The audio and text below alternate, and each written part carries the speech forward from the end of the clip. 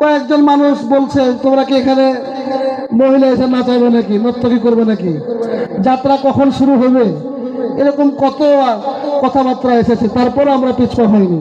এরকম আলোচনা, এরকম আয়োজন প্রতি বছর হোক, চান তো? চাই।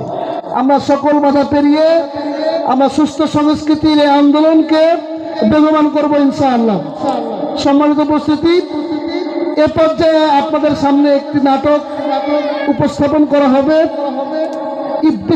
ইফটিজিং করলে আসলে আমাদের সমাজের শাস্তিটা কি, ইফটিজিং করলে তার পিতার ভূমিকাটা কেমন হয়, এটাকে সামনে রেখে একটি নাটক আমরা পরিবেশনা শুনবো। নাটক পিঙ্কি।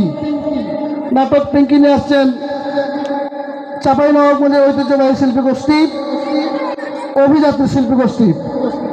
অভিযাত্রীকে তাদের পরিবেশন আসার জন্য অনুরোধ করছি।